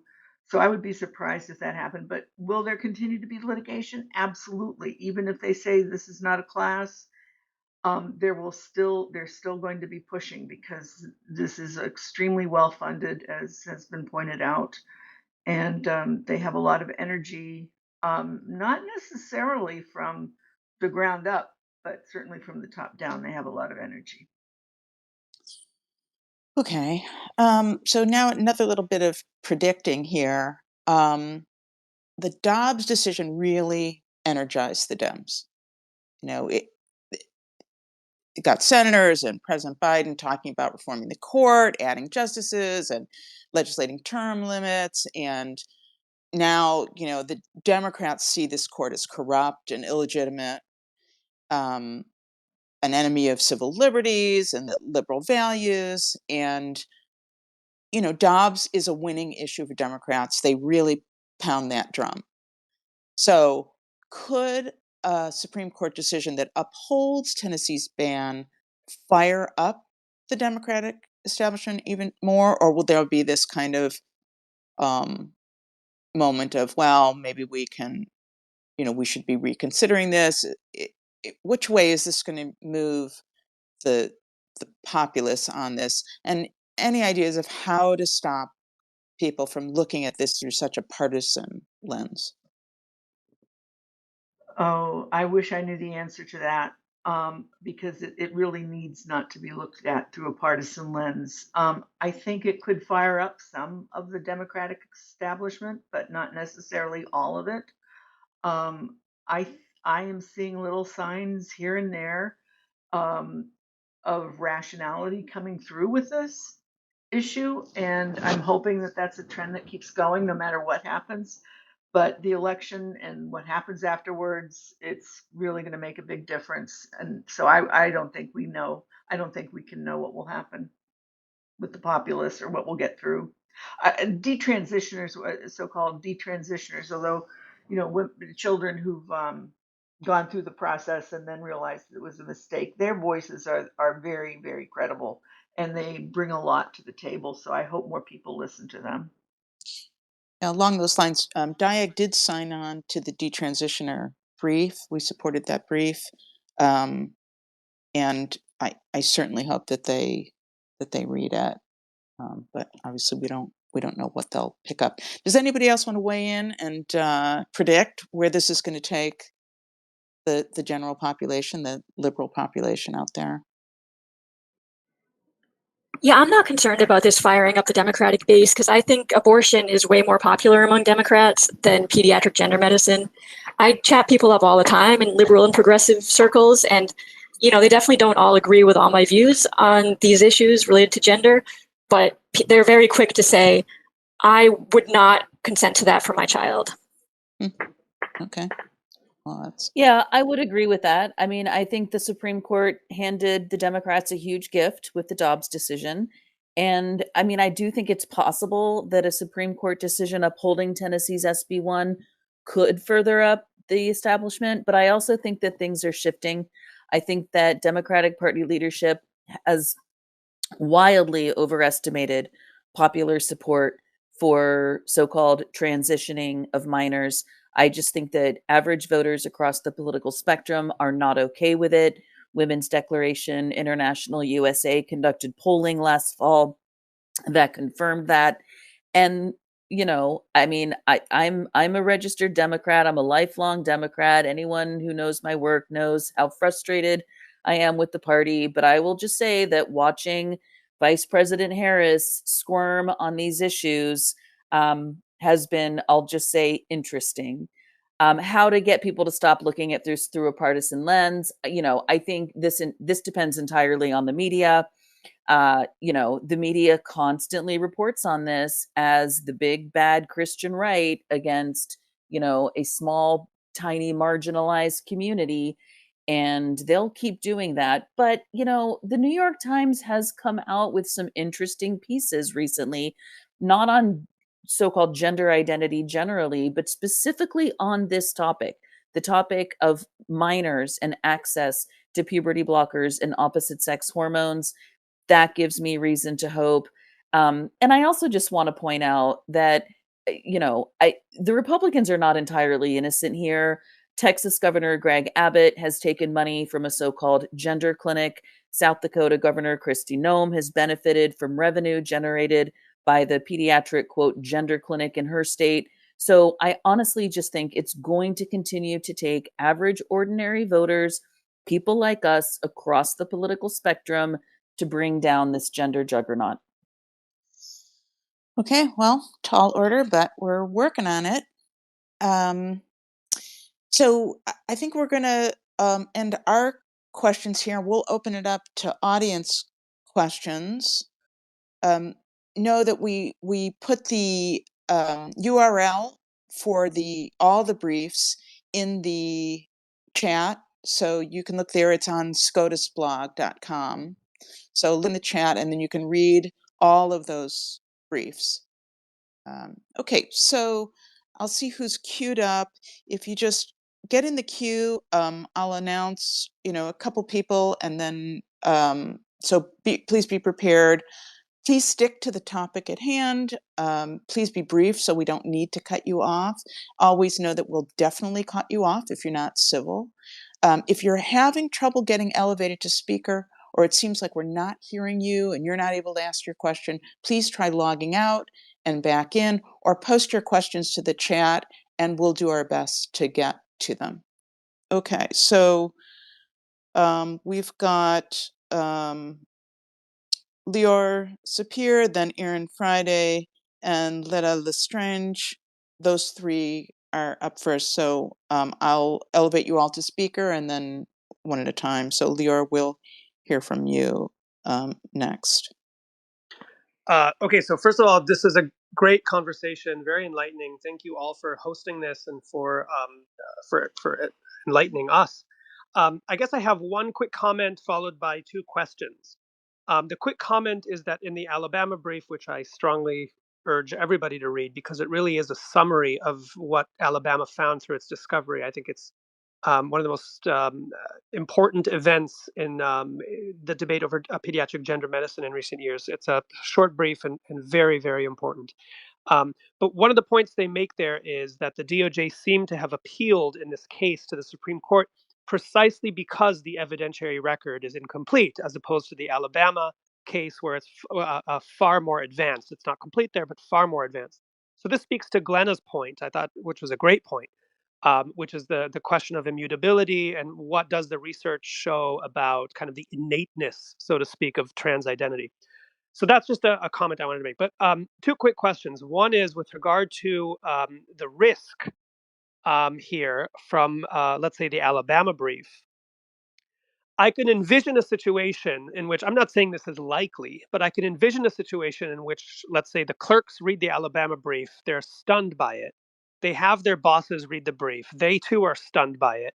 And they say, wow, the evidence is so compelling that there's a medical scandal here. We can actually rule that, yes, this is subject to intermediate scrutiny, and we could be confident that any competent attorney general's office will win on the merits, even if it's under intermediate scrutiny. So I'm wondering if the lawyers here can give their assessment of whether this could actually backfire by showing that we actually have such a compelling case on the evidence. So that's the first question. Second question is about substantive due process, parental rights. As you mentioned at the beginning of the call, the Supreme Court rejected the ACLU's petition and only accepted the DOJ's. And I think it's still not clear to me why the DOJ petitioned when it did and the way that it did. But it seems that the ACLU's case would probably have been more appealing to conservative judges. And in fact, we have seen Republican-appointed judges prefer the substantive due process argument over the equal protection argument. So I'm curious, even if we get a favorable ruling here, what are the chances that we'll see very quickly, we'll see another appeal bubbling up to the Supreme Court that focuses on substantive due process? Thank you. I can take that initially if you want to. The substantive due process issue is a very fraught issue in constitutional law. A lot of judges do like it, and a lot of liberal judges like it too. But it's in the it's in the 14th Amendment, and it refers to things that are basically it's supposed to apply to things that it talks about liberty, property, due process, but really it comes down to things that we've considered fundamental rights, and there are very few things that have been considered to be fundamental rights. Parenting is a fundamental right, so you'd think that this would fit very neatly in that category. However, there's so much so many differing opinions on the substantive due process clause and what it can and cannot do, that I think they would not necessarily want to deal with it. And I think one thing to point out is the US government could not have appealed on the substantive due process point. They're only permitted to go on the equal protection clause part of the, rather than the substantive due process part. At least that was my understanding. As far as the risk that this will backfire, I think the risk is equally likely that they will look at this and say, wow, this is a done deal and this really is awful and we're all shocked and let's just shut this down right away and say why would they want to create it? There's still no reason to make a class just because there's evidence that something won't work or that it would lose in another way. It's not in the interest of justice to create cases that are ultimately going to lose. I think it would be more in their interest to say, this shows, this is not a class, this is not a coherent class, and the AG can certainly in the states have a right under rational, to pass reasonable legislation regarding legitimate state interests, and I would certainly think this is a state interest that's legitimate. Okay, anybody else want to weigh in on that question? Those questions? They're great questions. I guess my understanding is exactly as Justice Cypher, that the United States has the right to intervene in a matter as of law when equal protection is a claim. But as she said, the government did not have the legal ability to petition the Supreme Court for cert on the due process claim. Why the Supreme Court chose the DOJ's petition in lieu of the ACLU's is hard to speculate about, but we do know that Justice Thomas wants to get rid of substantive due process completely. We know that from his concurring opinion in Dobbs. So I don't know if substantive due process, if the court just didn't want to create another opportunity for the justices to fight about it. I don't know. It's very hard to say. But yeah, as for equal protection, for the justices to read Alabama's brief and say, oh my gosh, this is so shocking and scandalous, I hope they do that. But in order to grant relief to the DOJ, in order to reverse the Sixth Circuit, the Supreme Court still has to find a suspect class of people in order to reverse the Sixth Circuit. They have to find a suspect class of people worthy of protection under the due process clause, and I just don't see that happening under this court. Okay, let's go to Erin. Hi. Thank you so much for having this space. It is really, really important. And I think one thing that the Supreme Court case is going to do is it's also opening up more of the mainstream to report on this from the other side, meaning our side of things, because I'm certainly receiving more calls from mainstream media wondering what the parent groups think about Skrmetti. So we filed a brief, our duty filed a brief, and the basis for our brief was really immutability, and that it's mutable because I highlighted all the parents of desisters. So children who changed their mind before they underwent any transitional interventions. One of the things that I pointed out, and I wanted to see what the lawyers and the judge thought, is, we've got laws in these liberal states, California, Washington State, Oregon, to name a few, where it's actually written in law that gender is fluid. And they use that term over and over, and gender fluidity. And that's on the AAP's website. It's on other medical society's website, that gender can be fluid. So you can be a man one day and a woman another day and a non-binary another day, which belies their argument that this is immutable. And so I wanted one of the other lawyers to see how strong of an argument they think that is. And then secondarily, from the parent standpoint, what I'm seeing more and more in our parent groups is that parents are losing custody of their children by government agencies for not transitioning their children. They're being investigated by Child Protective Services, even if the parents are together in their belief in biological reality. So if this case goes the wrong way, to me, it's going to be de facto medically necessary to transition a child. And no child in the United States is going to be safe from this. And that's terrifying to me. So I wanted to hear your comments on both of those issues, whether you think these laws and codes and regulations here in the blue states about gender being fluid will have any effect on the Supreme Court, and then what is it going to do to parents who don't want to transition their kids? Thanks. So as to the immutability point, it's interesting that ACLU and DOJ actually do argue that immutability is not strictly required in order for there to be a heightened scrutiny, and they cite some cases for that. We could go back and forth on whether that's true, but they do know immutability is a problem for them, and they're trying to argue that they don't actually need to hit that mark. It's interesting because if you look back even 10 years, they actually were arguing that gender identity was immutable or fixed at a very young age, and I think the reason why they have backed off of that is because so many of their constituents are calling themselves gender fluid. And I did not realize that the laws in those states actually incorporated the term gender fluid. That's kind of shocking. So, Erin, I think as to your latter argument, I think that is an absolutely justifiable concern. I just do. If a state, one of the arguments that WDI USA puts forward in its brief is that, of course, Tennessee ought to have the ability to join so many countries all over the world that are putting restrictions on these, on these medical so-called treatments, in part because children have an international human right to grow into adulthood.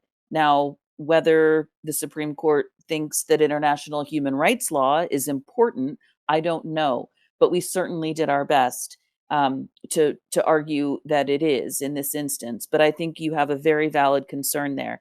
As to immutability, so one of the things that Women's Declaration International USA did in its brief was quote directly the ACLU's definition of transgender and the Human Rights Commission's definition of transgender to explain just how mutable these things are.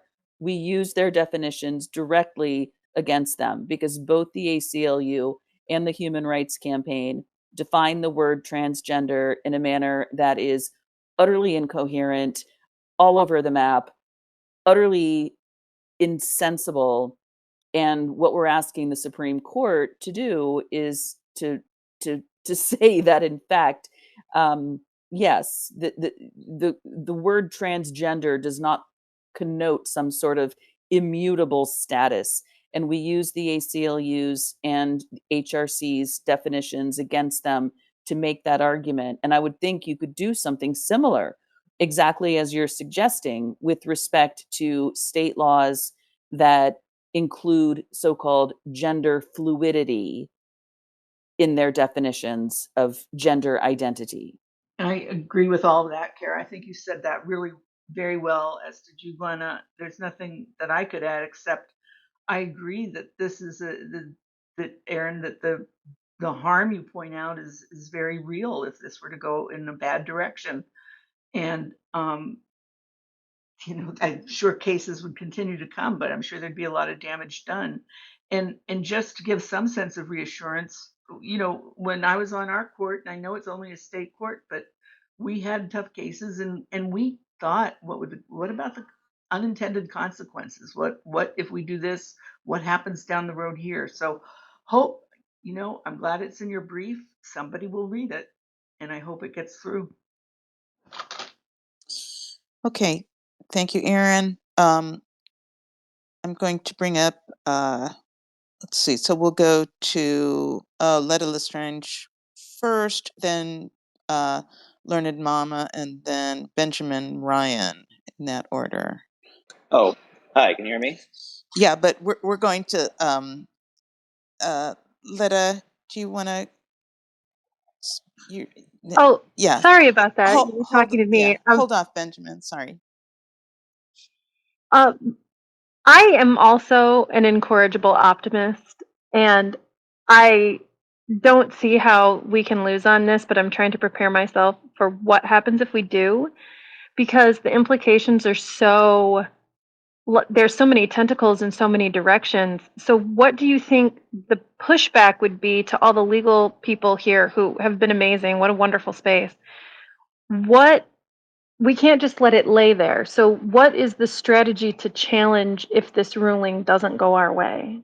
Well, I think you have to, at that point, go very grassroots and start at the state level and get people, parents and people in the community on your side and get them to start talking and rise up.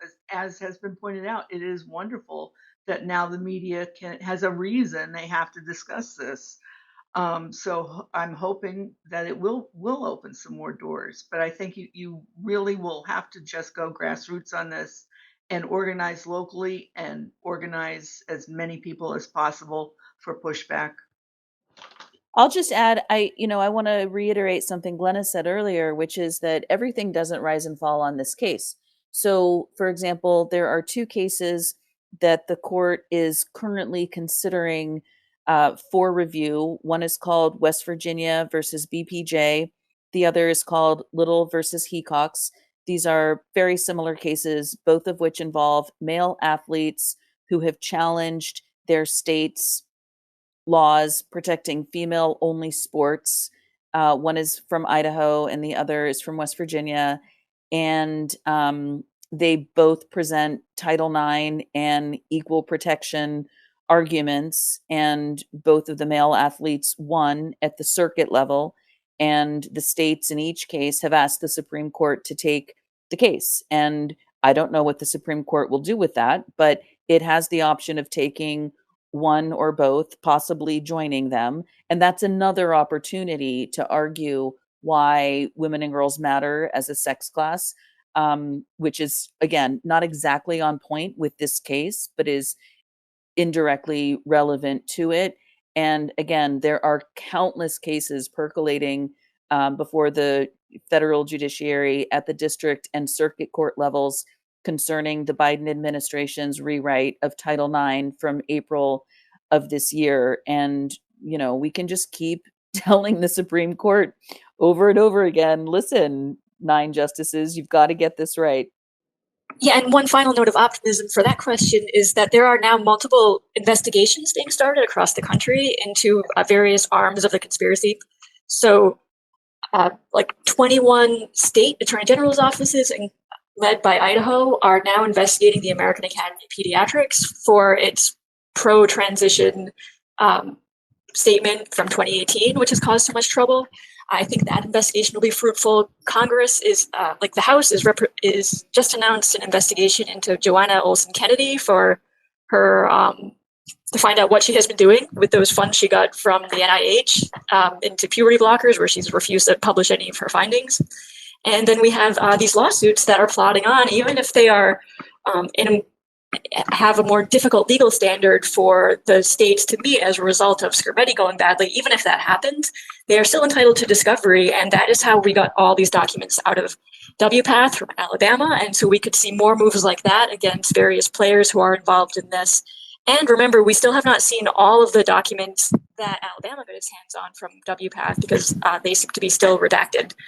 So a lot of things are going to come out in terms of the facts, which could just swamp any kind of legal ruling and put us on much better footing. Okay, I think we're at Learned Mama next. Is that correct? Then Ben.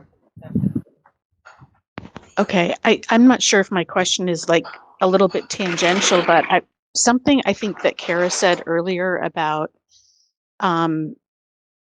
when Alabama joined the brief, and the whole sex versus gender notion, but in California around 2019 or 2018, the insurance commissioner in the state deemed breast growth in girls, and I'm not sure how they phrased it exactly, were breast anomalies, so that they could be, the removal of them could be covered by insurance, which maybe links to some of these fraudulent medical claim cases that are happening in other states. But I don't know, not sure if that's mentioned in any of the briefs or talked about, because we're talking about sex and not gender when it comes to pubertal development of children.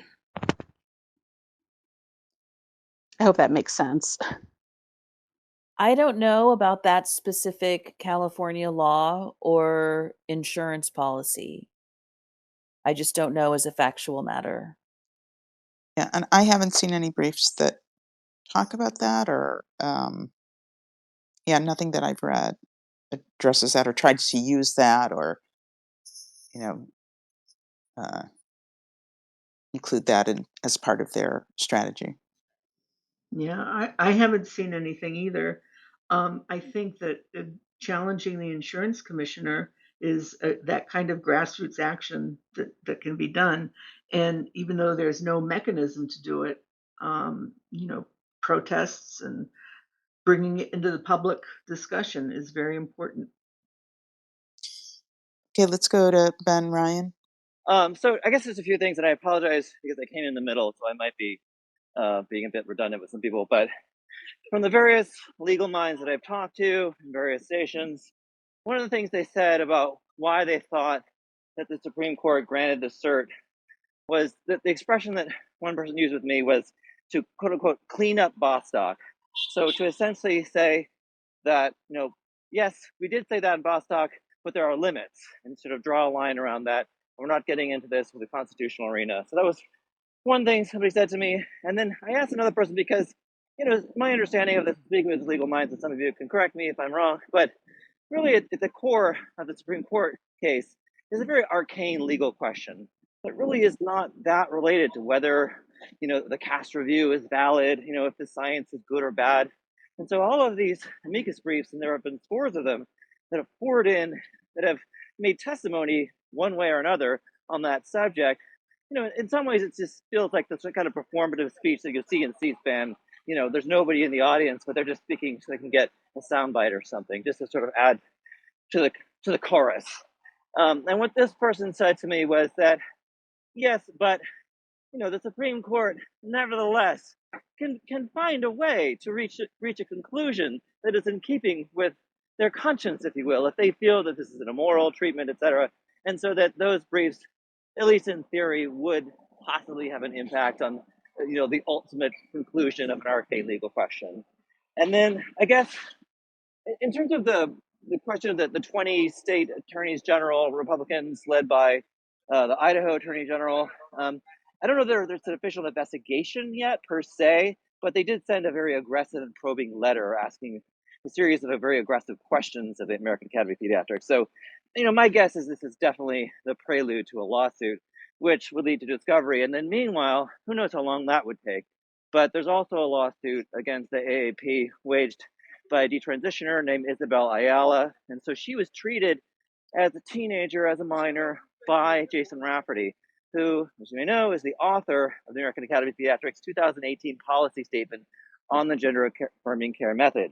So he wrote that by himself when he was a resident in the mid-2010s. It was published in 2018.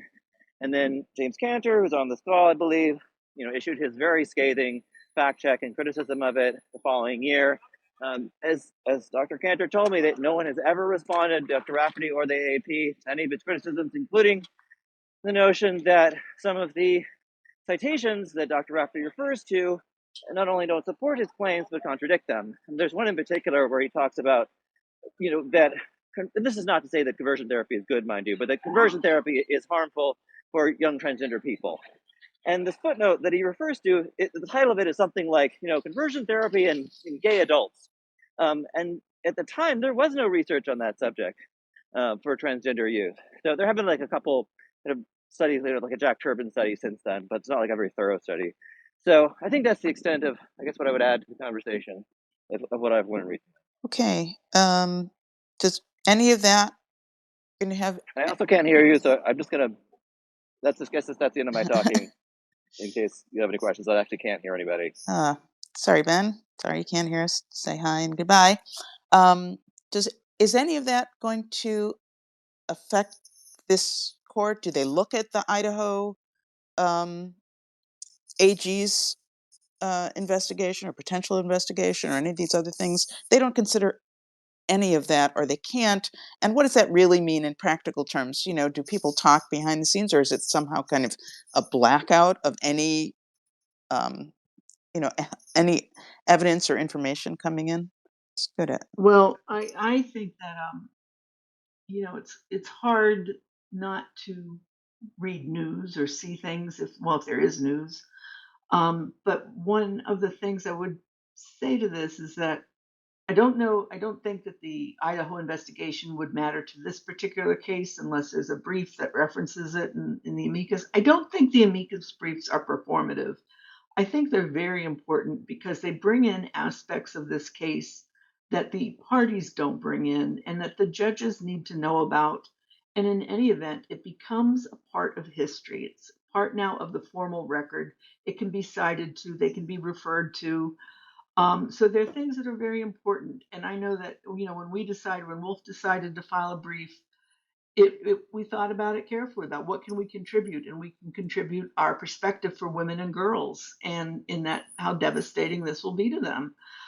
So I think each voice needs to be recorded, and to the extent it's taken into account, who knows? But they've got good legal arguments in front of them now. They've got very good, strong arguments. So I think you had another point, but I don't think I'm remembering what it is. So I'm just going to end there, and maybe somebody else remembers. Okay. I think we'll go. We've got another question that's Mountain Gal. Hi. Come on up. Can you hear me now? Yes. Okay, There we go. awesome. Thank Sorry, you. too many technical issues. So I have a question. I guess my question is, were Trump to get elected, what actually could he do? He keeps talking about that he'll eliminate this. What realistically could he do, and what could the impact be on either Skrmetti or any of the other cases that are boiling around in many of these states? Okay. Anybody want to take that? Wild card. Nobody wants to touch it. Kara?